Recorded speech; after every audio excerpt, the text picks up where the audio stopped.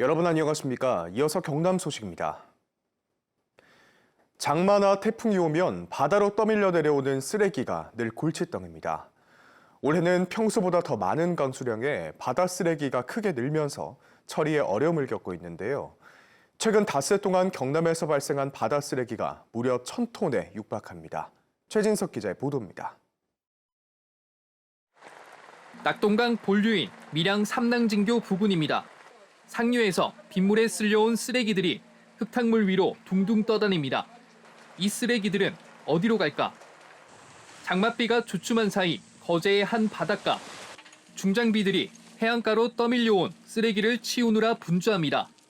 나뭇가지와 스티로폼, 각종 생활 쓰레기까지. 거대한 쓰레기가 바다를 덮치면서 어민들은 바다로 나가지 못하고 인근 식당도 영업을 쉬고 있습니다. 어마어마하게 많이 들었지.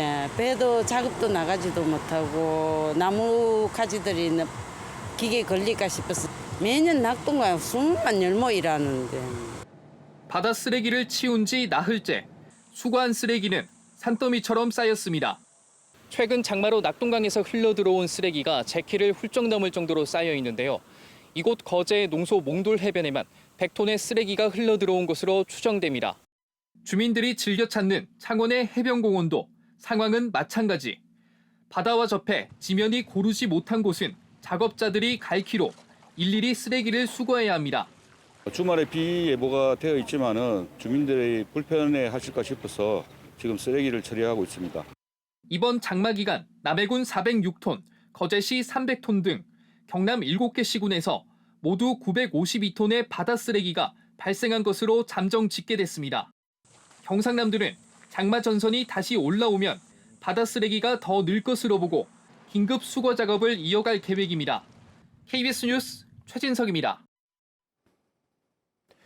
집중호우로 차질을 빚었던 경전선 KTX와 일반 열차 운행이 오늘부터 대부분 재개되고 있습니다. 동대구에서 창원중앙역과 진주를 오가는 경전선 KTX는 오늘 새벽 5시부터 운행을 재개했고 무궁화호와 새마을호도 차량 2대를 제외하고 모두 정상 운행됩니다. 고레일은 안전을 위해 일부 구간에서 서행할 수 있다고 설명했습니다. 경남의 산사태 위기경보가 주의 단계로 내려갔습니다. 산림청은 어제 경남에 내렸던 산사태 위기경보 심각 단계를 주의 단계로 낮췄습니다. 또 경남 15개 시군에 내려졌던 산사태 경보와 주의보도 모두 해제했습니다. 창원시 진해구 웅동 레저단지 사업 파행을 둘러싼 법적 다툼이 장기화할 전망입니다. 골프장만 운영하는 민간 사업자의 책임을 뒤로 하고 관계기관 사이 책임 공방에 정상화 시기는 늦춰질 수밖에 없는데요. 끝을 알 수 없는 소송에 적지 않은 세금이 쓰이는 데다 이 때문에 민간 사업자에게 줘야 할 돈이 더 늘어나는 구조입니다. 손원혁 기자의 보도입니다. 진해 웅동 레저단지 시행자 자격을 박탈당한 창원시. 집행정지 가처분 신청을 법원이 받아들이지 않았습니다. 창원시는 가처분 항고에다 본안소송도 이어갈 의지를 밝혔습니다. 시행자 지정을 취소한 주무관청 부산진해 경제자유구역청, 공동시행자 경남개발공사 등 관계기관 사이 책임의 경중을 따져보겠다는 겁니다. 민간 사업자와의 분쟁도 이렇게 예상이 되는데 그럴 때를 대비해서라도 1차적으로 우리 사업 시행자 간의 어떤 책임의 경중도 따져봐야 된다. 문제는 가처분 항고에만 한두 달, 본안 소송은 최소 1년이 걸리는 데다 다른 소송도 잇따를 것이라는 점입니다. 사업 파행의 책임은 민간 사업자와 행정 누구에게 있는지, 확정 투자비는 얼마나 될지, 또 확정 투자비를 물어줄 때 개발공사와 창원시가 어떻게 분담할지 등이 모두 대상입니다. 창원시는 당장 준공전 허가 취소에 대한 효력 정지 소송까지도 검토 중입니다. 창원시와 경자청 두 기관의 이번 소송 비용만 최소 4억 원이 넘는 상황, 모두 세금으로 나가는 돈입니다. 여기다 시간이 갈수록 건설 이자는 계속 늘어 민간 사업자의 확정 투자비 규모도 더 늘어날 수 있습니다. 소송 보조 참가인으로서 창원시보다 앞서 항고장을 낸 민간 사업자는 크게 손해볼 것도 없습니다. 민간 사업자 관계자는 행정기관 간 다툼을 보고 협약해지나 골프장 등록 취소 등 직접적인 당사자가 되면 다른 법적 대응을 하겠다고 밝혔습니다. 사업 시행자 지정 취소에 이어 사업 정상화를 위해 이르면 다음 달 대체 시행자 모집에 나서기로 했던 부산 시내 경제자유구역청. 복잡한 줄 소송으로 사업자 발굴에도 어려움이 예상됩니다. KBS 뉴스 손원혁입니다.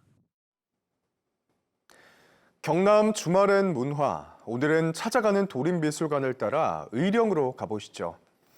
경남 도림미술관이 미술관을 찾기 힘든 지역민들을 위해 수장고에서 귀한 작품들을 엄선해 특별한 전시를 선사합니다. 진정은 기자입니다. 경남 도림미술관 지하수장고에 잠들어 있는 작품 1,300여 점. 이 가운데 산과 자연 풍경을 소재로 한 회화 작품 10여 점이 의령을 찾았습니다. 가장 큰 환영을 받는 작품은 문신의 1948년 초기 회화입니다. 캔버스가 없어 천막에 그린 세계적인 조각가의 귀한 그림은 고향 마산 추산동 뒷산을 담았습니다. 화면 배치에 하늘을 이렇게 넓게 표현한 건 아주 과감한 시도라고 보실 수 있고요. 별목된 산천을 표현한 부분은 시대적 배경으로 봤을 때 일본의 어떻게 보면 만행. 가로 1m가 넘는 한지에 소박하고 소담한 색채가 펼쳐집니다. 진주 출신 박생광 화백의 1960년대 작품입니다. 주로 우리 오방색의 그 강렬한 색감 그리고 그 샤먼적인 주제에서 그리시는데 보기 드물게 이 작품은 우리나라 산천을 그냥 작가님이 덤덤하게. 창원 출신의 추상 조각가 김종영 작가가 1971년에 남긴 드로잉 작품. 종이 위의 먹이 사인펜처럼 부드럽게 흐르며 고향 뒷산 천주산과 겹쳐집니다. 경남 도림미술관이 5년 만에 다시 시작한 찾아가는 도림미술관입니다. 올해 첫 방문지 의령의 주제는 바람이 불어오는 곳입니다. 의령 출신 이모 작가의 다름산, 거제 출신 양달석 작가의 목동 등 1940년대부터 2000년대까지 우리 산천을 소재로 한 작품을 선보입니다. 전에 살면 아무래도 이런 그림 미술관에 다니는 그게 많이 없잖아요. 근데 이제 여기서 박물관에서 이런 거 개최하니까 이런 것도 가깝게 와서 볼 수도 있고. 찾아가는 도림미술관은 이번 주말 사천미술관을 두 번째로 밀양과 양산, 거창까지 5개 시군에서 각기 다른 주제로 12월까지 이어집니다.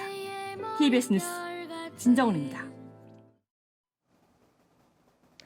오늘도 무더위가 이어지겠습니다. 밀양과 창녕의 낮 기온이 33도까지 오르는 등 대부분 지역에서 30도를 웃돌며 무덥겠는데요. 우리 지역에 폭염특보가 발효 중인 가운데 습도가 높아서 체감온도는 더욱 높겠습니다. 이렇게 낮 기온이 크게 오르면서 대기가 무척 불안정해지겠습니다.